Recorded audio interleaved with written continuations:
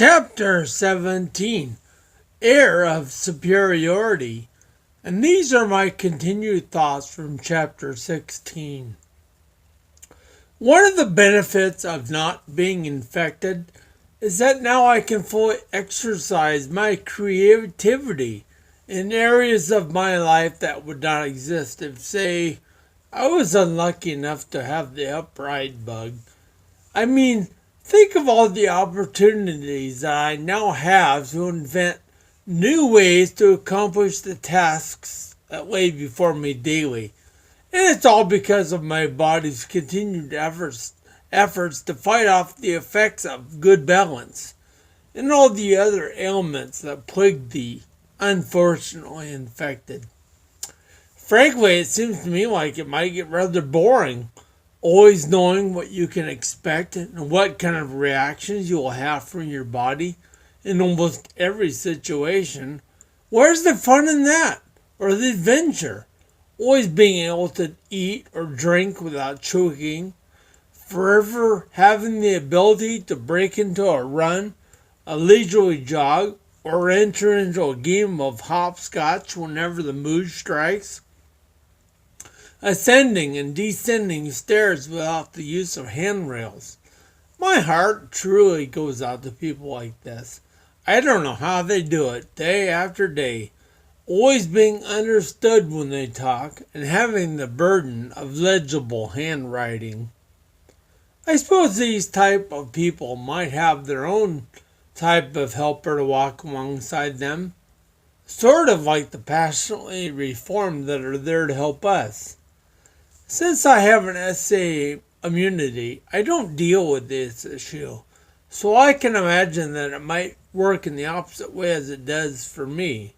In other words, having my wife hold my hand when I step off a curb or I walk on uneven ground would instead be someone walking alongside the upright person who would then push them whenever they are in a precarious position.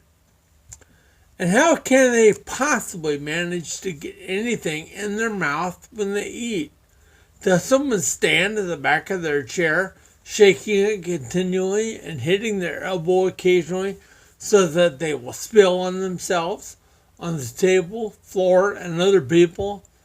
Again, I'm only speculating. I probably need to do some research, actually look into it, for me to have a very definite answer for you on this.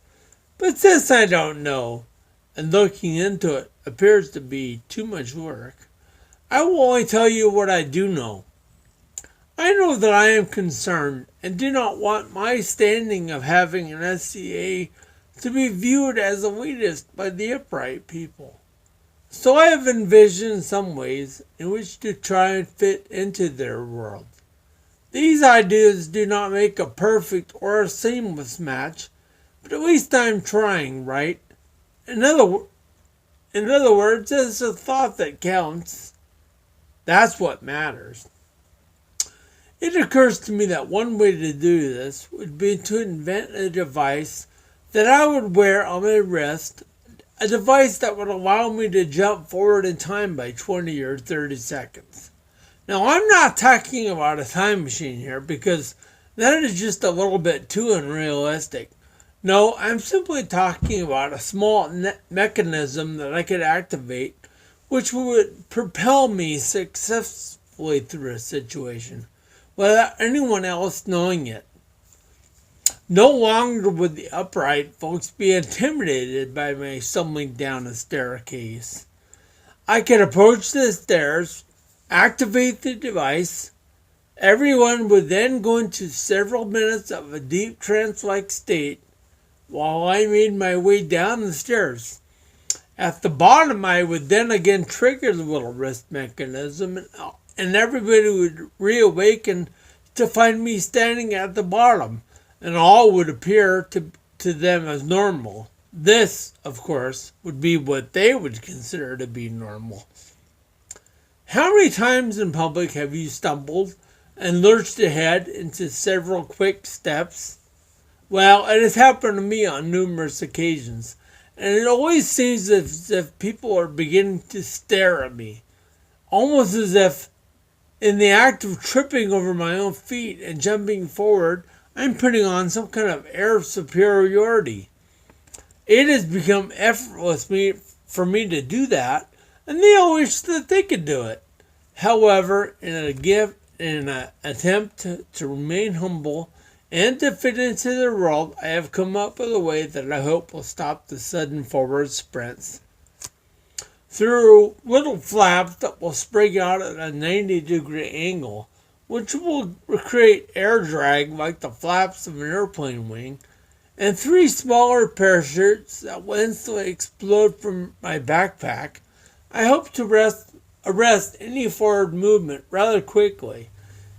Even though these chutes will remain to be small in size as possible, they will still probably, I'm guessing, be noticeable. So it may not be a step that will completely solve and eliminate the problem, but I think the concept is a pretty solid one. And I hope that the lack of any unwarranted lunges forward would be appreciated, and in general by the affected people. Well, in my past endeavors to downplay my SCA-based immunity and draw as little attention as possible to my ataxia skills, one area continues to plague me. Every time I use my container with a screw-type lid, my upright free condition becomes apparent because it takes an effort worthy of an Ironman competition to get that lid back on. So to solve this dilemma, I have decided to invent the world's first smart cap. Where is that, you wonder? Well, it is a cap that will align itself correctly on the bottle, rotate all the way to the end of the threads. It'll sense when it is finished, and then it'll give itself an extra twist to remain tight. Well, the thing is, to make this completely inconspicuous to the upright people and work without any possible hitch, only those who are legitimately free of that bug would be aware of the smart cap's existence and be able to use one. They would look exactly like the manual screw tops, and that way the infected people would not be able to detect that we are using one. You would just need to carry one or two with you at all times, so if that you were put in a situation in public where a bottle was being used that you didn't know, the lid could be replaced easily and discreetly by you when no one was looking. No one would ever suspect, and you could go through the motions of screwing the lid on the container. Well, that lid is actually the one doing the work. I guess in a way this would kind of be like lip syncing. On most occasions, if the screw-top beverage confronts me, it would appear that I may also be in the presence of food. If this happens, in order not to embarrass the non-sloppy eaters, or to avoid showing off, I try to keep my food either on my plate or in my mouth. It is not always possible to do this correctly, and so after giving the matter a lot of thought, I decided that what is needed is several sets of clothing that could change their color. They would start out as completely white, but would be adaptable to any food color that I may spill on them. They would instantly take on whatever color or shade that is necessary. And multiple foods of different colors will not be a problem either, because if more than one color would be introduced to the clothing, it would quickly change itself from a solid print to a pattern of two or more colors. The possibilities are endless, and no longer will the gifted person feel superior over the individual who doesn't have the gift or the ability to spill their food while eating, because now they will appear to be free of even the smallest hint of food spillage. The only harm in using this type of apparel is the deployment of said clothing. And the problem with that is that the infected person may think themselves crazy. I mean, they thought you were wearing a white shirt, but then the next time they looked at you, you appeared to be wearing a red shirt. only to find that moments later you were ensconced in green, and on it would go. This could be quite unnerving. Eye clinics would undoubtedly experience a surge in business due to the fact that everyone would be rushing off to get their eyes checked after one of these encounters. I was originally going to see here that they would see a surge, but that just seemed to be a little bit too easy. Maybe I should buy stock in companies that make eyeglasses. Anyway, there are enough differences that already exist which serve to polarize and separate us. My efforts from this point forward are going to be to not let my neurologically based immunity become one of those. These kinds of useful technologies could potentially change the way I interact with the general public.